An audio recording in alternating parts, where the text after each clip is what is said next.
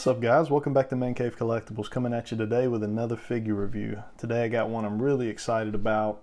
I have been a longtime collector of the Hasbro Lightning Collection, Mighty Morphin Power Rangers line. I have been collecting the original Mighty Morphin Power Rangers. So one thing, and really one of my few complaints for the line, was I've been wanting more monsters. There was a huge catalog from that original show, and they really haven't dabbled into it too much.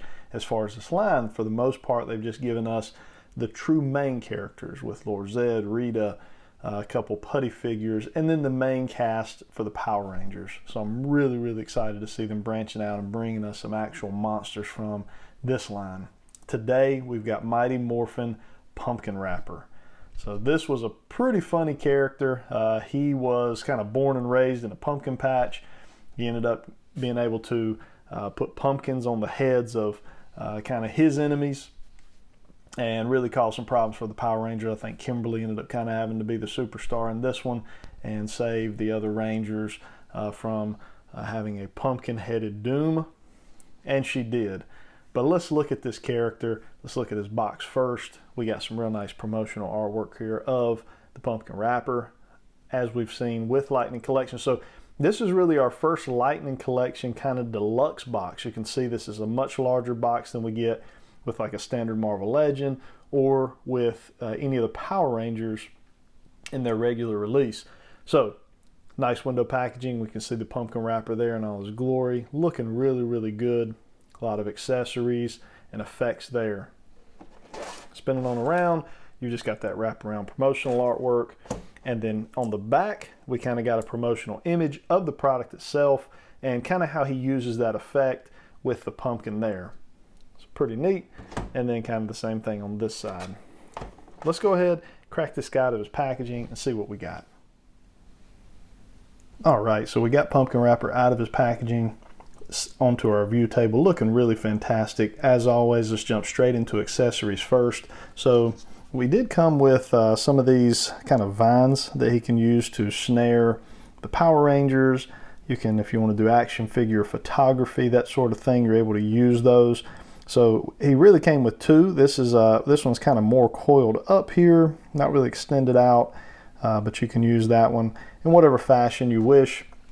And then you've got one that is a little more of a lasso here that can wrap around, you know, the body of a Ranger. And he can hold on to this end here. So looking really good. Next up, we've got a couple pair of additional hands that he will have. So one is just in kind of an open, almost gripping hand. So this one would be good for, you know, holding on to that lasso, you know, like this. If you wanted to kind of wrap that into the hand, it would be good for that, as well as the hands that he actually comes with kind of out of packaging. These would also do a good job of holding on to that. And then he has one fist hand there. That will be his left hand. So it looks really good. He also comes with 3 pumpkins. So what's neat about these pumpkins, I'm going to go ahead and show you first off. These can go on the neck peg of any of the Power Rangers. So that was kind of one of his attacks, I guess you could say, is he could turn anybody's head into a pumpkin. So he comes with 3 of those. They look good, they're sculpted well. You can see they have a nice paint detail on them there. Got some kind of black wash in them, kind of give them a dirty look. One neat thing about them is they're not all 3 identical. They are a little bit different each, so that's pretty neat. If you're looking, if you can see these, I'm not sure how well you can see, but the paint color is a little bit different on each one. So that was cool that Hasbro didn't just give us 3 of the exact same pumpkins for that. And then the last accessory is this effect, and this is kind of a hard plastic. You know, we've seen similar types of effects with Marvel Legends and in the Lightning Collection line as well, but they're normally like a jelly, soft, you know, plastic, translucent plastic. This one is really more or less hard. You can see there I'm not really able to bend or you know, dent that in at all. So this can kind of fit up you know, around his hand, and he can, you know, you can place a pumpkin in there or something kind of similar to what we saw on the back of the packaging. So really cool. I think that's a neat accessory. jumping on into Pumpkin Wrapper himself. So let's pull him in close. Let's take a good look at that head and face sculpt. So you can see that, you know, he always looks like his head is upside down. I guess kind of like the neck is really more or less the vine portion of the pumpkin.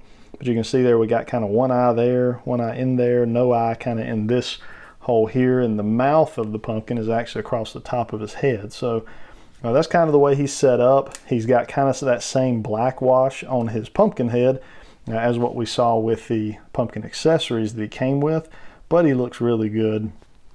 As you continue to move down the figure, kind of some of those same vines as well. So these vines here kind of match the accessories that he came with. Got a real nice green color here, got a little bit of black wash added into it. For effect, you can see that same black wash here across the back. Okay, not much paint work here on the body itself. One thing to note as well, the paint color here in the body is a little different than the paint color on the arms. It's actually a different type of plastic as well. This is kind of more of that soft filling plastic, where this is a very hard plastic here in the torso area.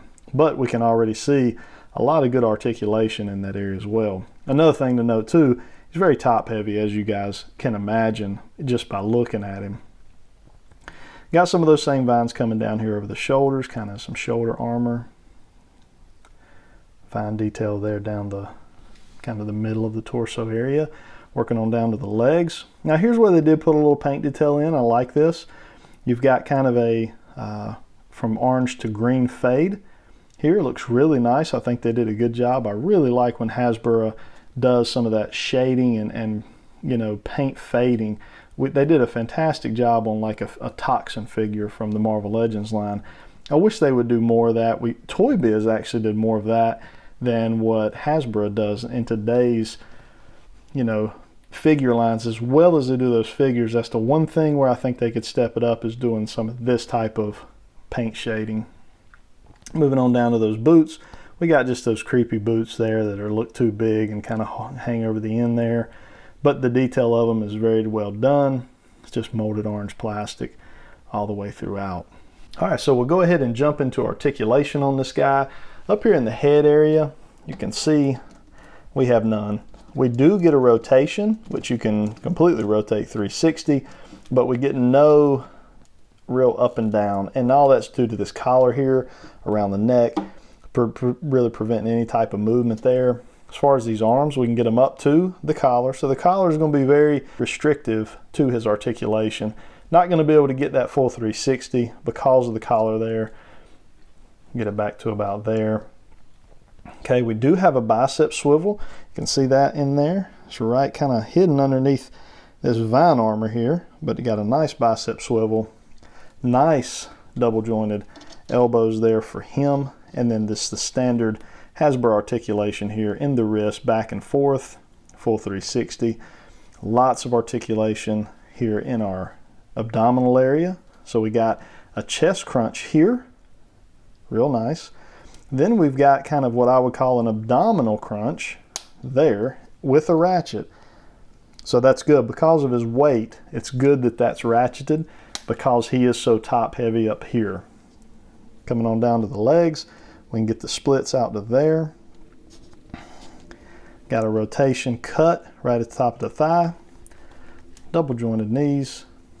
And then just your standard articulation that we see in the Legends line and the Lightning Collection line here in the, see if we can get that.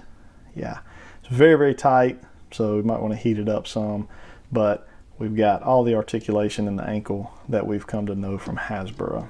All right, so far, really liking what I see, guys. I'm going to pull in some other Power Rangers so that we can see what they look like when we pop on one of their pumpkin heads. All right, guys, and as you can see here, we have a headless Billy from the Mighty Morphin Power Rangers line. We got a peg hole here and a peg there, okay? That just pegs on just like you would a regular head. Just like that. And there we go. We got Billy with a pumpkin head. So I think that's a really, really cool addition.